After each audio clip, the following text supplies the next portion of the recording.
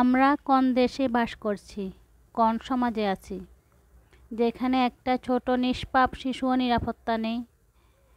Hello everyone, আসসালামু আলাইকুম। মিরানাস world থেকে আরও একটি নতুন একটা ভিডিও নিয়ে আপনাদের মাঝে হাজির হয়েছি। আমি মিরানা, ঢাকা থেকে বলছি। আই হোপ আপনারা সবাই আল্লাহর রহমতে ভালো আছেন। আমিও পরিবার নিয়ে আলহামদুলিল্লাহ ভালো আছি। আজকে যে বারান্দার গাছগুলো একটু ওই যে মাটিগুলো নাড়িয়ে দেব, বসে গিয়েছে। মাঝে মাঝে কিন্তু গাছের গোড়ার মাটি আলাদা করে দিতে হয় এবং মাটি পরিবর্তন করতে হয়, না হলে গাছে পুষ্টিগুণ ব্যাহত হয়। আমি জানি অনেকেই জানেন শিশু মুনতাহার কথা। সিলেটের কানাইঘাটের শিশু মুনতাহা সত্যি কি হৃদয় বিদারক ঘটনা। আমার শুধু কান্না আসতেছে। আসলে নিরাপত্তা কোথায়? সামান্য একটা তুচ্ছ ঘটনাকে কেন্দ্র করে ছোট বাচ্চা আজ বলি হলো। এটা কেমন ঘটনা বলেন তো? আমরা সবাই শোকাহত। শিশু মুনতাহা কি ফুটফুটে শিশুটা, কি ফুটফুটে, কি মায়া লাগে, কিন্তু পাষণ্ডের দল কিভাবে পারলো এভাবে গলায় দড়ি পেঁচিয়ে ওকে মেরে ফেলতে?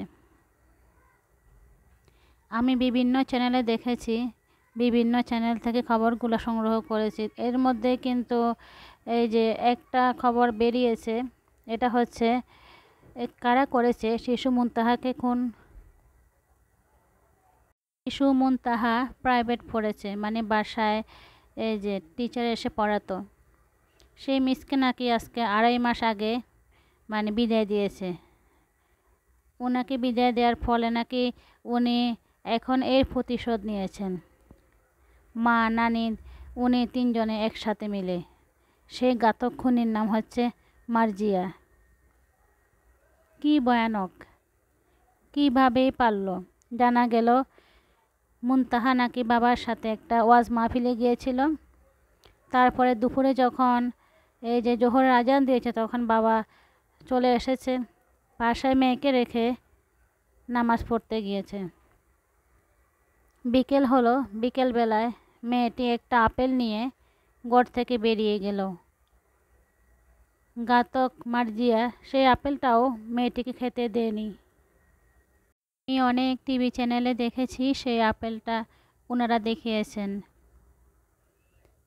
মুনতাহার বাবা কান্না করতে করতে বলতেছেন, ঘাতক মার্জিয়া আমার মেয়েটাকে আপেলটা পর্যন্ত খেতে দেয়নি।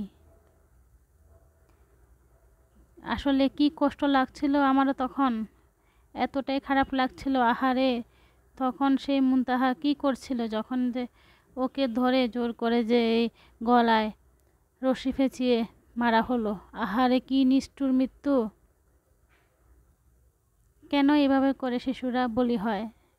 কেন পারিবারিক কলহের জেরে শিশুরাই আগে বলি হয়? এর উত্তর কি আমাদের কাছে আছে? আদৌ কি আমরা এর উত্তর খুঁজে পাবো? এতটাই খারাপ লাগছিল। ঘাতক মার্জিয়া, তার মা, নানি একসাথে সবাই মিলে মেয়েটিকে গলায় রশি পেঁচিয়ে মেরে ফেলেছে। তারপরে নাকি কাদা মাটির নিচে 7 দিন লুকিয়ে রেখেছিল। 7 দিন পরে রাতের অন্ধকারে মুনতাহার বাড়ির কাছেই একটা ডোবাতে ফেলে দিতে গিয়েছিল। ঠিক তখনই কিন্তু এলাকাবাসী দেখে ফেলেছে। দেখেই সেই ঘাতক মার্জিয়াকে ধরে ফেলেছে এবং পুলিশের হাতে তুলে দেয়।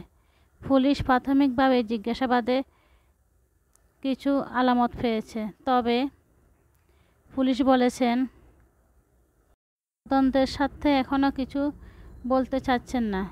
তাই ওনারা বলতেছেন আমাদেরকে আরও তদন্ত করতে হবে, তারপরে মূল ঘটনা তুলে ধরা হবে। যাই হোক, প্রাথমিকভাবে আমরা তো এটাই জেনেছি যে সেই ঘাতক মার্জিয়া একজন প্রাইভেট টিউটর ছিল শিশু মুনতাহার। এখন শুধুমাত্র যদি তাকে বাদ দেওয়ার জন্য, মানে এই যে প্রাইভেট পড়া থেকে বাদ দেওয়ার জন্য যদি শিশু মুনতাহাকে এভাবে নৃশংসভাবে খুন করা হয়, এটার বিচার আসলে কি হতে পারে?